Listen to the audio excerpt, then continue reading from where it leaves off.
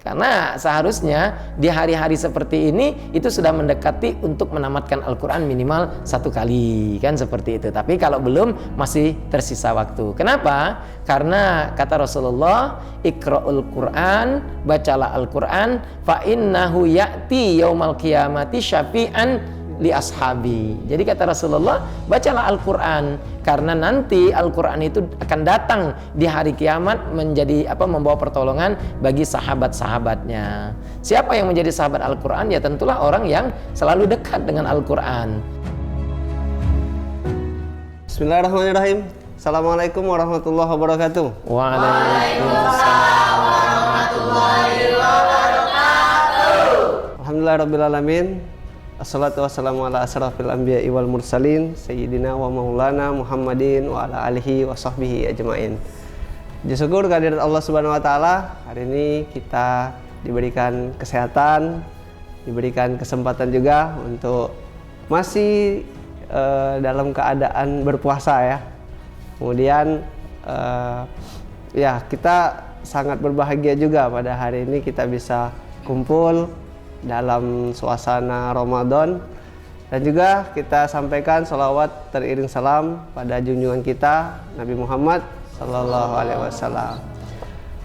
Baik, untuk hari ini kita akan ngobrol, bincang-bincang santai juga, karena kita sudah masuk di 10 hari terakhir di bulan suci Ramadan. Kita tahu sama-sama ada sesuatu ya, sesuatu, yaitu ramai disampaikan juga oleh saudara-saudara kita umat Islam di dunia, yaitu memperingati nuzul Quran. Nah, nanti kita mau bahas lebih dalamnya bagaimana nuzul Quran itu, dan kali ini kita sudah alhamdulillah kehadiran, sudah datang Ustadz kita. Sini sudah ada Kak Marwan. Ya. Oke, kami sampaikan dulu, Kak Marwan di sini adalah salah satu andalan kuartir daerah Gerakan Pramuka Sumatera Selatan. Nah, tapi dalam hal ini beliau juga adalah salah satu tokoh Islam lah, tokoh agama kayak gitu. Jadi kita bisa menggali lebih dalam dari beliau apa sih itu nuzul Quran, dan mungkin ada hal-hal yang bisa kita ambil dalam keadaan beribadah dalam bulan Ramadan ini. Assalamualaikum warahmatullahi wabarakatuh. Waalaikumsalam warahmatullahi wabarakatuh. Apa kabar Kak? Sehat? Alhamdulillah sehat Kak Daeng. Oke, jadi kami sampaikan juga dalam beberapa waktu lalu kami sudah menjadwalkan, alhamdulillah hari ini bisa terlaksana. Di sini beliau Kak Haji Marwansyah SAG MPDI sudah berkenan hadir di hadapan kita semua. Baik Kak, untuk kali ini kita harapkan kepada Kakak boleh memberikan sedikit tausiah kepada kita semua mengenai nuzul Quran. Nah, nanti mungkin dalam sesinya boleh jemaah yang mungkin ada yang mau bertanya, atau mungkin kita ada hal-hal yang belum kita ketahui, nanti kita bisa jadi ilmu baru seperti itu Kak. Mungkin waktu dan tempat dipersilahkan. Baik, terima kasih. Bismillah. Assalamualaikum warahmatullahi wabarakatuh. Waalaikumsalam warahmatullahi wabarakatuh. Alhamdulillahi rabbil alamin. Alhamdulillahilladzi anzala ala abdihil kitaba wa lam yaj'al lahu iwaja. Asyhadu an la ilaha illallah wahdahu la syarikalah wa asyhadu anna Muhammadan abduhu wa rasuluhu la nabiyya ba'dah. Allahumma salli wa sallim ala sayyidina Muhammad wa ala alihi wa sahbihi ajma'in. Wa qala Allah ta'ala fi kitabihil karim, a'udzu billahi minasyaitonir rajim. Syahrul Ramadan alladzi unzila fihi al-Qur'an hudan lin-nasi wa bayyinatin minal huda wal furqan. Adik-adik Kak Daeng yang sama-sama insyaallah dirahmati oleh Allah Subhanahu wa taala. Kita di puasa yang sudah hari ke-22 ya. 22.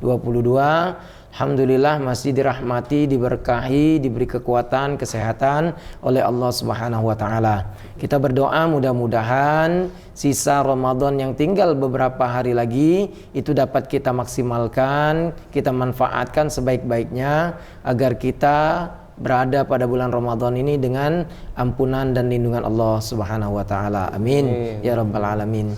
Seperti yang tadi disampaikan oleh Kak Syafril bahwa minggu-minggu ini adalah minggu-minggu mengingatkan kita semua tentang turunnya Al-Qur'an. Dalam bahasa agama itu disebut dengan nuzulul Qur'an. Nuzulul Qur'an artinya turunnya Al-Qur'an yang kita peringati setiap tahun. Adik-adik, sebagaimana yang kita ketahui bahwa pada tanggal 17 Ramadan 610 Masehi, Rasulullah sallallahu alaihi wasallam pertama kali menerima wahyu Allah pada saat beliau sedang berzikir, bahasa agamanya, atau sering kita dengar dengan istilah bertahanut di sebuah tempat yang bernama Gua Hira. Saya alhamdulillah ketika menunaikan haji, jadi petugas haji utusan dari Kuarda Sumatera Selatan, itu sempat naik ke Gua Hira itu. Subhanallah, Gua Hira itu adalah gua yang memang Allah pilihkan untuk Rasulullah, yang letaknya 6 km dari arah utara kota Mekah Al-Mukarramah. Sangat sulit mendaki Gua Hira. Pada saat sekarang ini sudah dibuat tapakan-tapakan sehingga menjadi mudah. Tetapi di masa Rasulullah itu sangat sulit didaki, dan Rasulullah bersama dengan istri beliau Siti Khadijah yang selalu memfasilitasi untuk mengantarkan makanan, perbekalan, sehingga Rasulullah dengan aman, nyaman berada di Gua Hira itu. Nah, Al-Quran yang diturunkan yang kita baca, yang ada di tangan saya ini adalah Al-Quran yang sudah dalam berbentuk mushaf. Dalam beberapa riwayat dapat kita ketahui bahwa Al-Quran itu diturunkan dalam 2 tahap, Kak Syafril. Pertama, Al-Quran secara utuh diturunkan oleh Allah dari Lauhil Mahfuz. Lauhil Mahfuz itu adalah tempat yang paling tinggi, tempat bersemayamnya Allah di dekat Arasy. Jadi tidak ada satu makhluk pun yang bisa masuk ke Lauhil Mahfuz.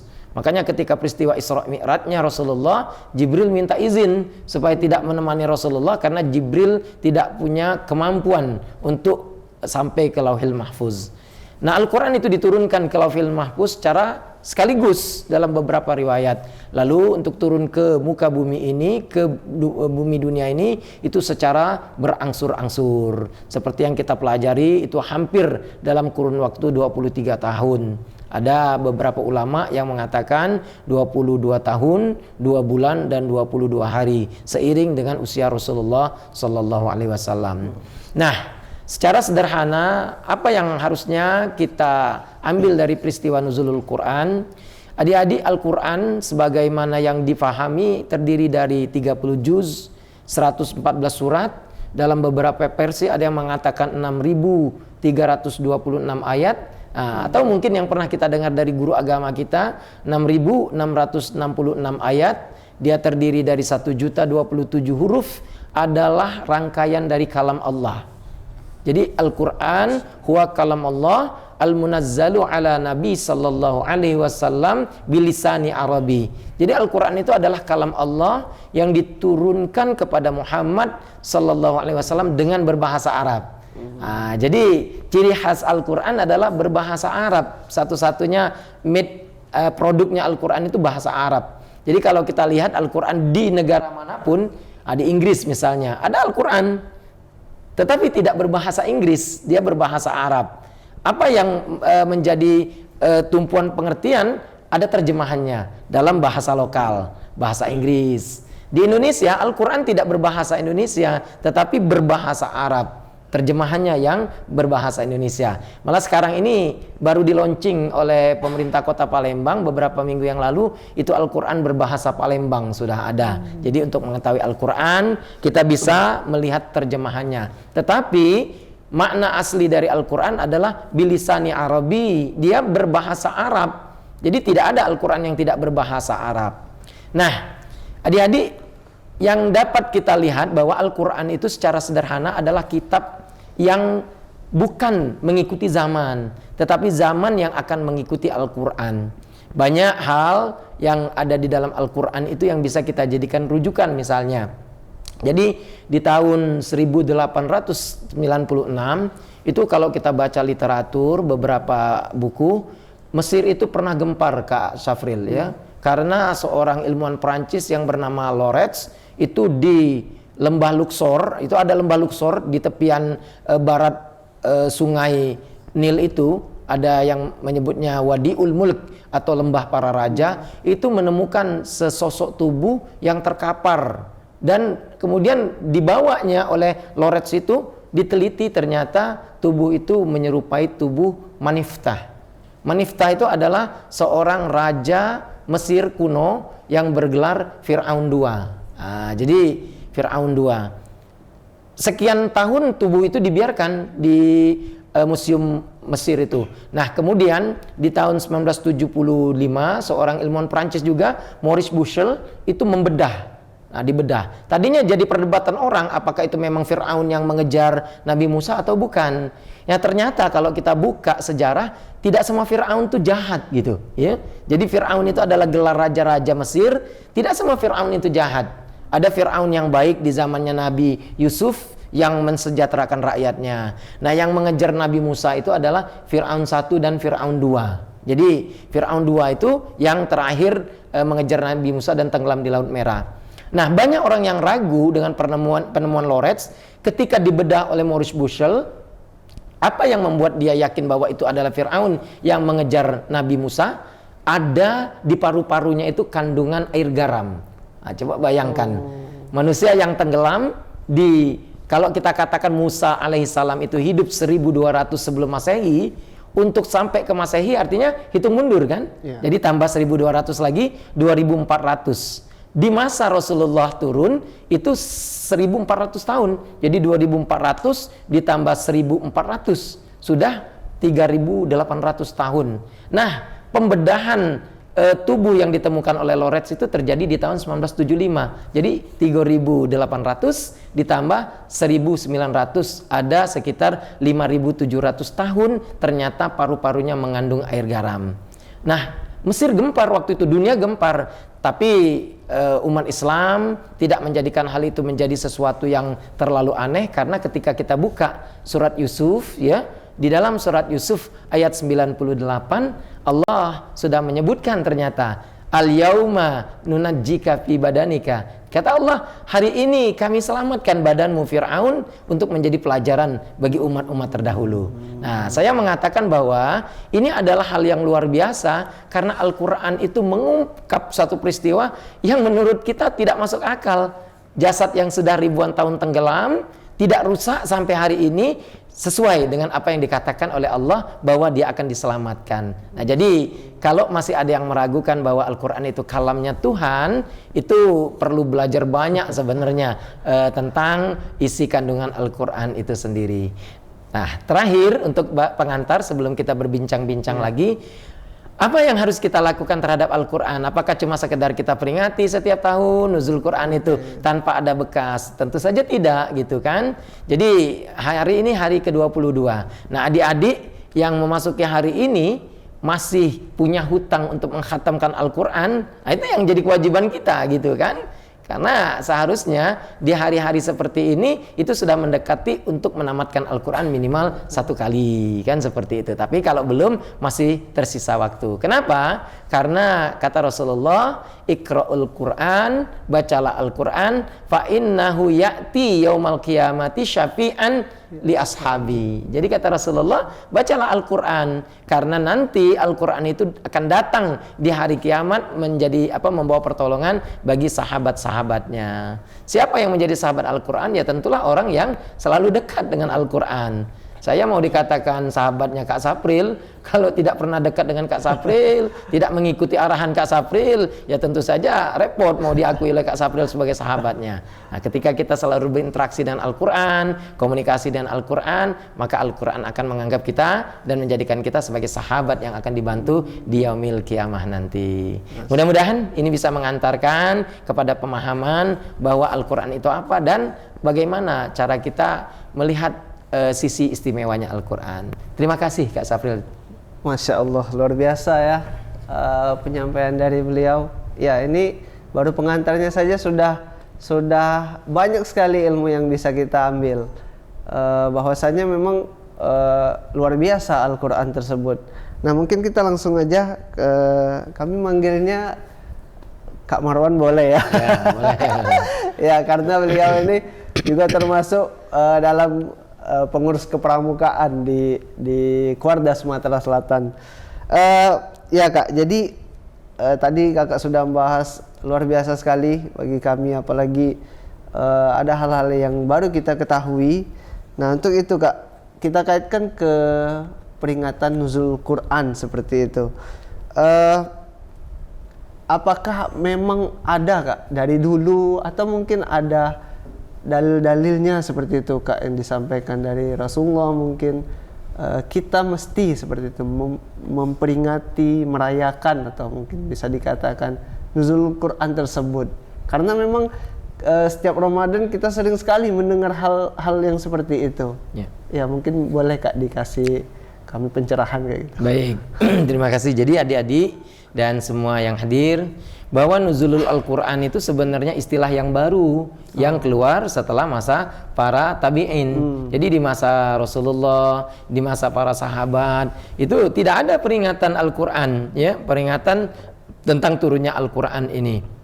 Nah, mengapa Al-Quran itu mulai dibukukan? Jadi sebelum kita membicarakan tentang memperingati, mengapa Al-Quran itu mulai dibukukan? Kalau di masa Rasulullah tidak ada peringatan turunnya Al-Quran. Lah, kenapa? Karena mereka mengalami gitu, ya, mengalami saat Al-Quran turun dari Rasulullah. Rasulullah langsung memberitahu para sahabat, Allah menurunkan ayat ini. Jadi tidak perlu diperingati, wong mereka adalah pelaku, ya, bersama Rasulullah. Nah, seiring dengan waktu, Al-Quran itu mulai dikhawatirkan oleh para sahabat, ya. Waktu itu Umar bin Khattab mulai mengkhawatirkan sejak terjadi peperangan yang memakan banyak korban, hafiz Al-Quran itu berguguran.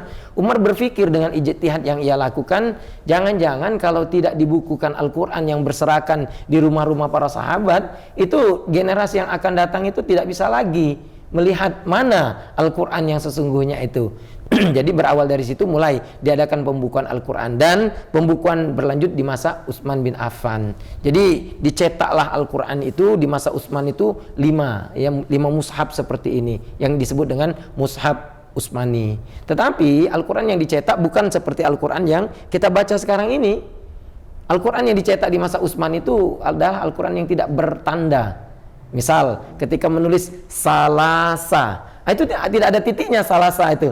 Jadi bisa saja membaca dia balasa, misalnya membaca dia yalasa, ya, atau yalaya, karena tidak ada titik. Mengapa tidak ada titik? Karena mereka hafal waktu itu.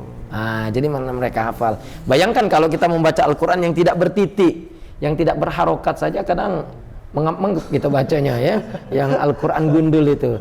Nah, jadi mengapa Al-Quran itu diperingati? Sebenarnya Rasulullah secara spesifik tidak menyebutkan peringatilah turunnya Al-Quran, tidak. Tetapi para generasi salafus soleh di masa yang lalu berpikir bahwa dengan memperingati bagaimana sejarah turunnya Al-Quran, akan ada kecintaan terhadap Al-Quran itu sendiri. Jadi ini adalah bagian dari ijtihadnya para sahabat, sebagaimana para sahabat berijtihad untuk melaksanakan qiyamul lail di masa para sahabat, yang beda dengan masa Rasulullah. Jadi kalau dalil khusus bagaimana Rasulullah memerintahkan peringati itu tidak kita temukan di beberapa hadis-hadis. Ya. Oh, luar biasa ya. Jadi yang bisa kami tangkap di sini adalah berarti orang-orang terdahulu, para sahabat itu benar-benar memikirkan umat setelahnya, ya. Jadi ya alhamdulillah, karena mereka juga yang mungkin sudah diamanahkan juga untuk melanjutkan dakwah. Ya sampai sekarang alhamdulillah kita masih bisa memegang Al-Quran, membaca Al-Quran. Ya luar biasa sekali. Oke, selanjutnya Kak, ya.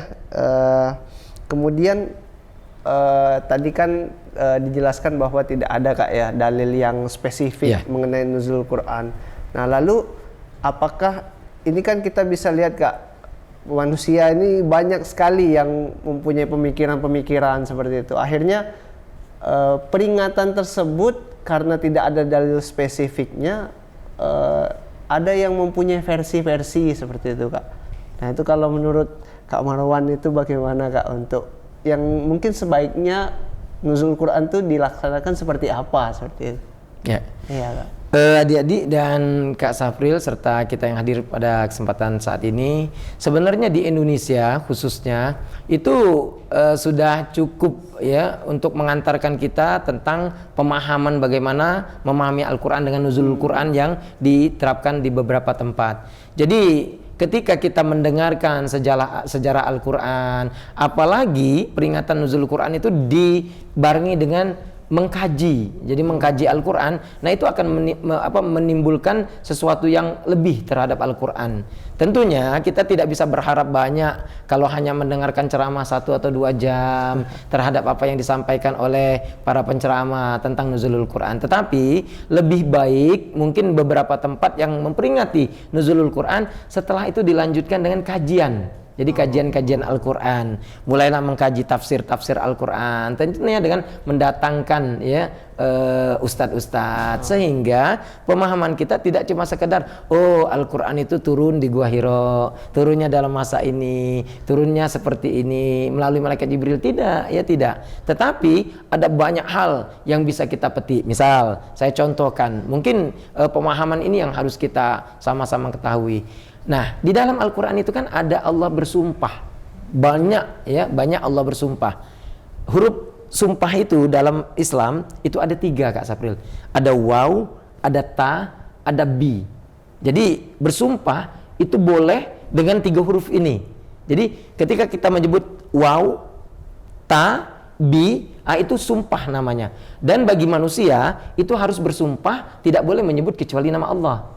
Wallah. Nah, itu harusnya billah, tallah. Nah, itu sumpah. Nah, kalau Allah bebas-bebas saja, ya bebas-bebas saja. Misal Allah bersumpah wal asri, demi masa, wattini waz zaitun, demi buah tin dan buah zaitun. Kalau kita cuma sekedar mendengar ayat-ayat itu, tentunya pemahaman kita tentang Al-Quran itu tidak begitu dalam. Tapi ketika nuzul Quran dibarengi dengan kajian-kajian tentang satu ayat Al-Quran, itu kita dapat banyak. Mengapa Allah menyebut wattini waz zaitun? Kenapa tidak warrambutan wadurian? Nah, kan gitu ya. Ya. Apakah Allah tidak tahu bakal ada buah rambutan? Tahu Allah itu ya. Wasemangka, tidak ya. Tetapi disebutkan Allah wattini waz zaituni. Nah, dulu para ahli tafsir tuh mencari kenapa Allah bersumpah dengan buah tin dan buah zaitun, bukan dengan buah-buah yang lain. Ternyata buah tin dan buah zaitun ini adalah buah yang istimewa. Jadi ketika Nabi Nuh alaihissalam itu berhasil mendaratkan perahunya di Bukit Judi, namanya dalam Al-Quran itu ada, di Bukit Judi. Lalu Nabi Nuh ya memerintahkan burung merpati untuk mencari makanan. Jadi ada 4 nabi yang bisa berbicara dengan hewan itu. Kalau kita kan mengenalnya cuma Nabi Sulaiman ya. Ada Nabi Nuh, Nabi Daud, Nabi Sulaiman dan Nabi Muhammad sallallahu alaihi wasallam. 4 nabi itu bisa berbicara dengan qadarullah, dengan takdir Allah kepada hewan. Jadi diperintahkan oleh Nabi Nuh, burung merpati carilah ya, apakah masih ada makanan, karena bumi sudah tenggelam 40 hari 40 malam itu. Tidak ada lagi yang tersisa daratan. Nah, ketika itu burung merpati pulang ke perahunya Nabi Nuh dengan membawa tangkai buah tin dan buah zaitun. Jadi ternyata buah tin dan buah zaitun itu walaupun terendam air selama 40 hari 40 malam tidak busuk. Tanaman lain itu pasti busuk kalau dia terendam air. Kalau tanaman darat terendam air pasti busuk. Nah, akhirnya dikaji oleh para ulama. Ternyata Allah tidak sembarang menyebut wattini waz zaituni. Coba kalau rambutan tadi terendam dia dalam air, selesai rambutan itu ya. Ya, tidak ada lagi sisa. Jadi kapan kita bisa mengetahui kenapa Allah bersumpah dengan buah tin dan buah zaitun? Ya ketika kita mengkaji gitu ya, mengkaji. Nah, lebih bagus kalau nuzul Quran itu dengan mengkaji Al-Quran. Pemahaman kita bertambah tentang hebatnya Al-Quran itu. Jadi yang seperti ini kalau kita kaji 100 tahun udah habis gitu. Ada ulama yang mengatakan Al-Quran itu semakin dikaji, itu semakin luas yang kita dapatkan. Samudra Al-Quran itu tidak terbatas. Nah, itu bagusnya ya tentang peringatan nuzul Quran. Masya Allah, luar biasa ya. Ya, jadi ya saya masih terpikir dengan buah rambutan. Ya. Ya, itu adalah bagaimana kita ya sebagai umat sekarang untuk melaksanakan nuzul Quran itu ya lebih baiknya yang seperti disampaikan tadi oleh Kak Marwan, ya arahnya ke arah pendidikan seperti itu Kak ya. Jadi kita lebih mendalami ilmu Al-Quran itu sendiri, karena tadi di samping juga Al-Quran ini luas sekali. Baik, selanjutnya Kak ya, kemudian, nah ini mungkin pertanyaannya agak ini sih, agak apa ya kalau kata orang sekarang, receh ya Bu. Jadi kayak gini Kak, Nuzul Quran ini kan adalah peringatan turunnya Al-Quran Kak. Nah sedangkan pernah juga kami dengar bahwa Al-Quran itu turunnya tidak sekaligus satu kitab kayak gitu Kak ya. Dia berangsur-angsur seperti itu. Nah lalu kemudian hari-hari yang lain turunnya Al-Quran itu, apakah juga kita adakan nuzul Quran lain seperti itu, atau itu bagaimana Kak kira-kira penjelasannya Kak? Baik Kak Safril dan adik-adik semua. Jadi beberapa ulama itu mengatakan bahwa yang diperingati itu turunnya waktu dia pertama kali turun ke bumi gitu kan, ke dunia ini. Jadi banyak versi sebenarnya, ada yang mengatakan dia turunnya di 12 Ramadan, ada yang mengatakan dia turunnya di 15 Ramadan. Tetapi jumhur ulama, maksud jumhur ulama itu mayoritas para ulama mengatakan bahwa Al-Quran itu turun tanggal 17 Ramadan ya.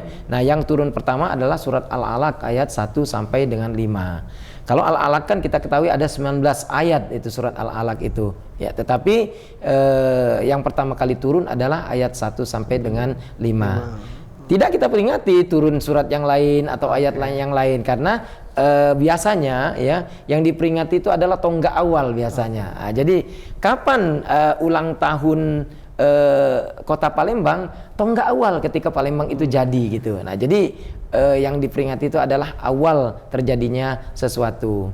Yang jadi pertanyaan kadang beberapa jamaah itu menanyakan, kenapa Al-Alaq itu tidak ditaruh di surat pertama ya, tetapi Al-Fatihah ya yang ditaruh surat pertama, padahal Al-Alaq ayat 1 sampai 5 itu adalah surat awal turun gitu kan. Nah, setelah dipelajari ternyata Al-Fatihah itu adalah satu-satunya surat yang turun secara lengkap pertama kali. Nah, jadi makanya dia ditaruh sebagai surat yang menjadi Ummul Kitab ya. Banyak nama. Ada yang menamakan Al-Fatihah itu jantungnya Al-Quran, ibunya Al-Quran. Nah, ada yang menyebutnya sebagai As-Sab'ut Tiwal, ya, As-Sab'ut Tiwal, 7 ayat yang diulang-ulang, ya. Nah, karena memang Al-Fatihah itu 7 ayat yang diturunkan lengkap pertama kali. Ya. Oh ya, jadi ya sebenarnya pertanyaan tadi itu siapa yang buat pertanyaan itu? Jadi yang kita peringati yang pertama kali turun ya yaitu surat Al-Alaq tadi Kak ya, 1 sampai 5. Baik. Ya, selanjutnya Kak, untuk mungkin bisa disampaikan lagi Kak mengenai keutamaan, keistimewaan daripada Al-Quran ini seperti apa Kak? Ya. Jadi tadi ya bahwa kisah yang baru sudah saya sampaikan di awal itu menunjukkan bahwa Al-Quran itu sesuai dengan sains ya, sesuai dengan pengetahuan. Jadi kalau ada orang yang mengatakan bahwa Al-Quran itu tidak sesuai dengan sains, tidak sesuai dengan pengetahuan, maka ada banyak hal yang perlu kita diskusikan. Saya ambil contoh, misalnya ya di awal-awal tahun 2000-an itu dunia pengetahuan antariksa, dunia pengetahuan angkasa itu digemparkan sebuah teori yang bernama Big Bang gitu. Kalau adik-adik masih mengetahui, Big Bang itu adalah teori ledakan besar yang ditangkap oleh teleskop Hubble waktu itu lewat sebuah pemikiran Edwin Hubble ya. Nah, teori itu dikemukakan oleh seorang ilmuwan yang cacat ya. Ilmuwan cacat yang di kursi roda itu. Siapa itu? Ada yang tahu namanya, Dek? Yang tahu namanya. Hawkins ya. Pernah dengan nama Hawkins itu ya. Jadi Hawkins itu adalah ilmuwan yang ya dikatakanlah terganggu secara fisik, tetapi dia bisa melihat beberapa fenomena dengan berdasarkan kejadian sains. Nah, menurut penelitian Hawkins ya, dengan melalui teleskop Hubble bantuan teleskop Hubble, dulu kata dia bahwa bumi dan langit ini satu. Jadi tidak bisa kayak ini kita, tidak bisa kayak ini. Jadi bumi dan langit ini satu, terbentuk gumpalan terus sekian juta tahun terbentuk gumpalan, lalu gumpalan itu meledak melalui ledakan besar yang disebut dengan Big Bang. Waktu itu banyak yang menolak teorinya Hawking atau teorinya Edwin Hubble itu. Tetapi lama-kelamaan diteliti secara ilmiah, benar. Ternyata setelah sekian miliar tahun kejadian bumi dan langit, dulunya satu, padu, menyatu, tidak terpisah seperti ini. Nah, ketika kita buka Al-Quran, itu disebutkan oleh Allah di dalam surat Al-Anbiya ayat 30. Nah, jadi nanti kita buka surat Al-Anbiya ayat 30, itu ternyata benar. Bahwa Allah menyebutkan bumi dan langit ini dulunya padu, menyatu, satu. Lalu kami ledakkan sehingga terjadilah pemisahan antara langit dan bumi. Nah, jadi berapa tahun setelah Allah sebutkan baru dikaji oleh ilmu pengetahuan, baru mereka mengakui bahwa Al-Quran ini sesuai dengan sains, dengan pengetahuan. Apakah Hawkins masuk Islam? Enggak, gitu kan? Enggak. Iya, banyak orang yang sudah tahu kebenaran Al-Quran tapi tidak mau masuk Islam itu, ya tidak mau. Mereka sekedar mengakui bahwa ternyata kitabnya umat Islam itu benar. Tetapi untuk masuk ke dalam agama Islam itu mereka masih kesulitan. Kemudian dari hal-hal yang lain dalam sisi kehidupan kita, keistimewaan Al-Quran ini. Coba nanti adik-adik buka Al-Quran, yaitu sudah diungkap oleh Profesor Quraisy Shihab dalam bukunya Membumikan Al-Quran. Itu kalau kita cari kata hari, yaum, ya dalam Al-Quran, bahasa Arabnya yaum, itu cuma adik-adik temukan 365 kali. Apa maksudnya? Itu hari dalam setahun itu jumlahnya 365 hari. Tetapi ketika adik-adik mencari kata-kata yauma ini, ya hari dalam jumlah yang lebih dari satu, atau ayam jamaknya hari, itu cuma ada 30 kali sebulan. Kalau adik-adik kita mencari kata syahrun, bulan, carilah dari Al-Fatihah sampai An-Nas, itu cuma terulang dalam Al-Quran 12 kali. Artinya kehidupan kita ini mengikuti aturan Al-Quran, bahwa setahun cuma ada 12 bulan, sebulan cuma ada 30 hari, setahun ada 365 hari, tahun kabisat. Jadi kita ini diatur oleh Al-Quran. Nah, itu keistimewaan Al-Quran itu. Jadi kalau mau menyimpang dari aturan Allah melalui Al-Quran, manusia ini tidak mampu. Nah, itu jadi Al-Quran itu bukan cuma sekedar kitab panduan untuk orang hidup, tetapi orang mati dan seluruh alam semesta ini diatur oleh Al-Quran. Satu-satunya yang tidak musnah menurut para ahli, kenapa Al-Quran itu disebut kalamullah? Maka ketika semua makhluk itu nanti lenyap, di dalam surat Ar-Rahman ya disebutkan kullu man 'alaiha fan. Jadi setiap segala sesuatu itu fan, ya, sirna, musnah, tetapi Al-Qur'an tidak. Makanya ketika Rasulullah menyebutkan tadi fa ya'ti biyaumil qiyamati, dia akan datang ya pada hari kiamat, karena Al-Qur'an tidak musnah. Nah, jadi Al-Qur'an itu tidak fana karena dia adalah kalam Allah. Itu keistimewaan yang paling hebat dari Al-Qur'an ini. Masya Allah, luar biasa ya. Ini yang bisa kami tangkap adalah ketika manusia melakukan riset seperti itu Kak ya, melakukan penelitian, tapi tidak tahunya itu sudah ada di dalam Al-Quran. Allah sudah membahas itu. Jadi inilah sebuah keistimewaan yang sangat luar biasa, dan ini memang di luar jangkauan pemikiran manusia seperti itu. Bayangkan Kak Sapril, ketika Rasulullah ngomong itu dulu, bukan main itu pusingnya kepala orang Arab itu ya, mendengar apa yang disampaikan Rasulullah. Tapi buktinya itu baru diketahui sekian ribu tahun kemudian. Sama seperti peristiwa Isra Mi'raj itu. Ketika Rasulullah mengatakan saya baru pulang dari Palestina, bukan main itu pusingnya orang Arab itu ya. Karena waktu itu jarak antara Palestina dan Mekah bisa ditempuh seminggu pergi dan seminggu pulang dengan naik unta atau kuda. Jadi jangkauan Al-Quran itu ribuan tahun melampaui pemikiran manusia. Jadi kalau kita baca Al-Quran ada yang membuat kita bingung, itu tidak usah bingung ya. Kewajiban kita umat Islam tetap mematuhi apa yang ada di dalam Al-Quran. Otak kita yang belum sampai. Jadi bukan Al-Qur'annya yang mengada-ada, tetapi otak kita yang belum sampai. Mungkin 2000 tahun yang akan datang baru bisa dibuktikan apa yang kita bingungkan itu. Iya. Masya Allah. Ya itu ya, luar biasa sekali.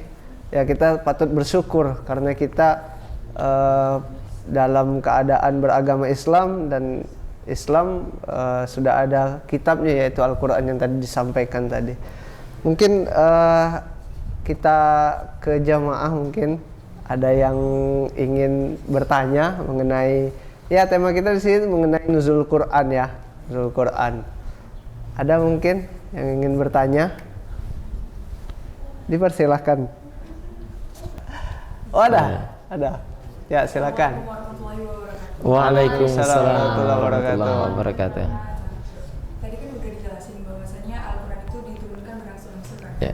Ya, dan saya mau bertanya nih Kak, cara Allah untuk menyampaikan Al-Quran itu ke Nabi Muhammad tuh kan ada beberapa cara. Ya. Boleh dijelasin Kak apa-apa aja iya. ya? Kami kan belum tahu. Ya. Oke, baik. Ya mungkin lebih kepada prosesnya itu. Silakan. Ya.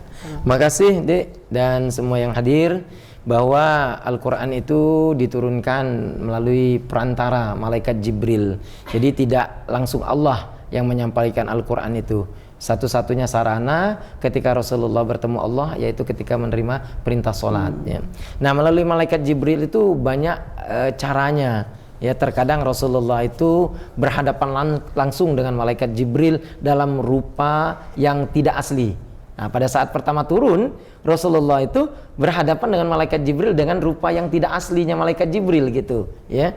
Ketika Rasulullah berhadapan, didekap oleh malaikat Jibril mendekapnya dengan dekapan orang yang sebaya dengan Rasulullah.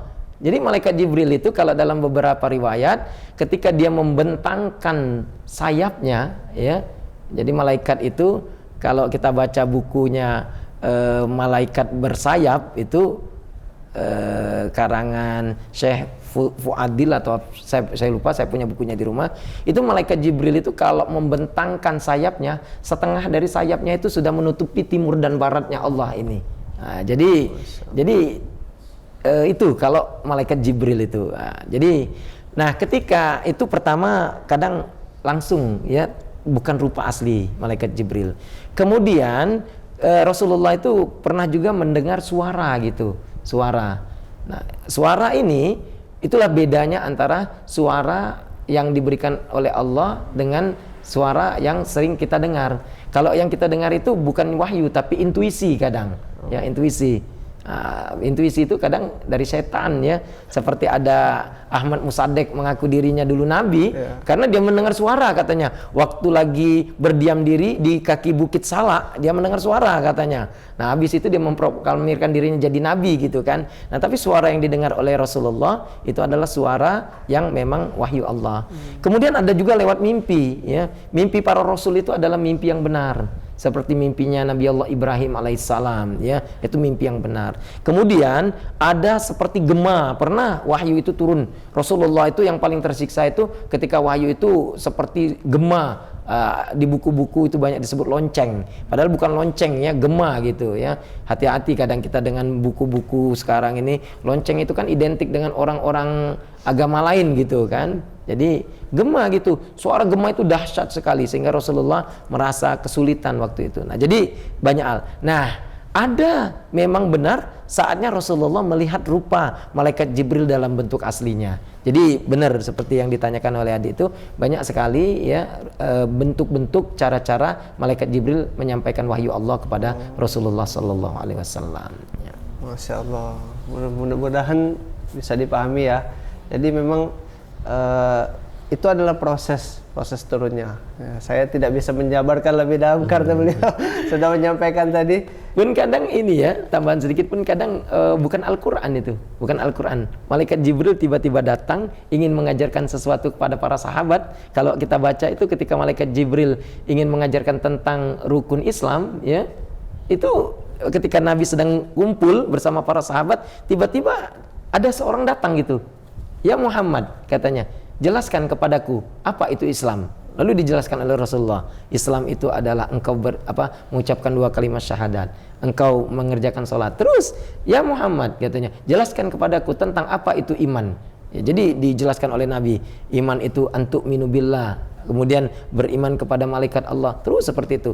Lalu orang itu tidak mengatakan benar, ya, tidak mengatakan salah, kemudian tiba-tiba pergi gitu orang itu. Lalu Rasulullah bertanya kepada para sahabat, ya, tahukah kalian wahai sahabatku siapa yang barusan bertanya?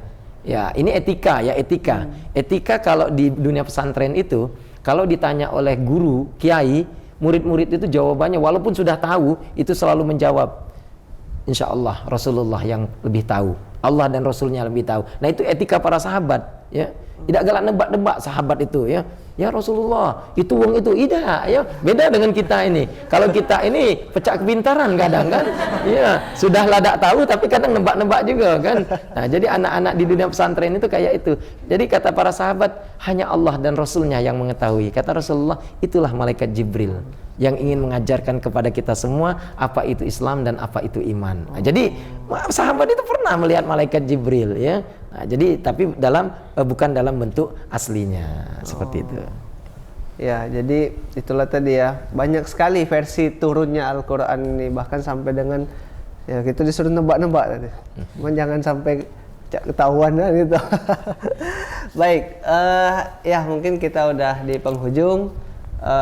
Untuk mengambil berkahnya kita harapkan kepada Ustadz kita Kak Marwan untuk dimohon untuk memimpin doa, Kak. Baik, Kak Syafril dan adik-adik, ya, sedikit 1 menit sekedar menyimpulkan bahwa Al-Quran itu adalah kalam Allah, ya, amanah terbesar yang Allah berikan untuk kita umat Rasulullah SAW. Rasulullah mengatakan, taraktu fikum amroini lan tadillu ma in tamassaktum bihima kitaballah wa sunnatar rasul. Kata Rasulullah, aku tinggalkan 2 perkara yang apabila kamu berpegang terhadap kedua itu tidak akan tersesat selama-lamanya. Yang ditinggalkan oleh Rasulullah itu kitab Allah, Al-Quran, dan sunnah-sunnah Rasul sallallahu alaihi wasallam. Jadi ketika kita memperingati nuzul Quran, mungkin di masjid dekat rumah kita, di musola, di kantor, itu setidaknya bukan cuma sekedar mendengarkan, ya, ceramah bagaimana Al-Quran turun, tetapi harusnya menambah keimanan kita dan kecintaan kita terhadap Al-Quran.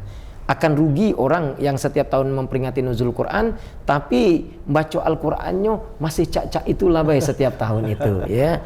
Nah, bagi yang belum pandai baca Al-Quran, bagusnya di komunitas-komunitas kantor itu dibukalah kajian-kajian belajar Al-Quran setiap Jumat. Habiskan waktu setengah jam, ya 1 jam. Karena tidak ada gunanya kita ini sukses jadi orang hebat tapi meninggal dalam keadaan tidak bisa baca Al-Quran, ya.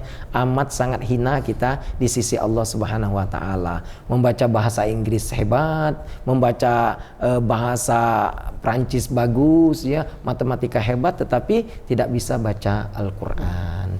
Marilah kita berdoa, mudah-mudahan Allah menjadikan kita semua yang hadir pada kesempatan ini dan yang mendengarkan siaran ini menjadi ahlul Quran, menjadi bagian dari ahli-ahli yang nanti dikatakan sahabat oleh Al-Quranul Karim.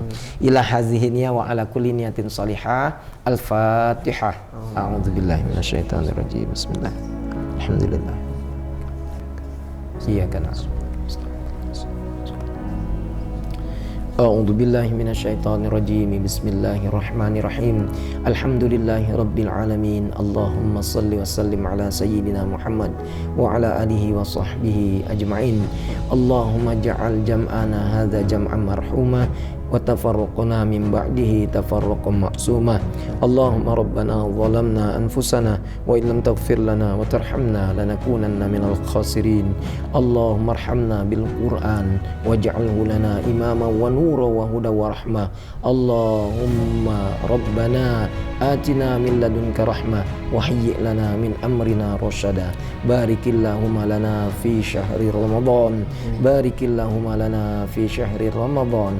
Barikillahumma lana fi syahri Ramadan birahmatika ya arhamar rahimin. Rabbana atina fid dunya hasanah wa fil akhirati hasanah wa qina adzabannar. Subhana rabbika rabbil izzati amma yasifun wa salamun alal mursalin walhamdulillahi rabbil alamin. Alhamdulillah, kita sudah mengikuti kajian pada hari ini, luar biasa. Mudah-mudahan kita selalu dalam rahmatnya Allah Subhanahu wa taala Dan juga kita sangat berharap jangan cuma sekali ini ya kita mendapatkan ilmu dari Kak Marwan, karena banyak hal yang bisa kita dapat dari beliau. Dan pada akhirnya kami juga terima kasih kepada jamaah yang alhamdulillah masih puasa semua ya. Alhamdulillah. Baik, masih semangat. Ya, mudah-mudahan sampai di penghujung Ramadan kita selalu diberikan kesehatan. Untuk itu kita tutup dulu kajian pada hari ini dengan sama-sama melafazkan alhamdulillah. Alhamdulillahirrahmanirrahim. Dari kami mohon maaf apabila ada kesalahan, pada Allah kami mohon ampun. Billahi taufiq wal hidayah. Wassalamualaikum warahmatullahi wabarakatuh. Waalaikumsalam warahmatullahi wabarakatuh.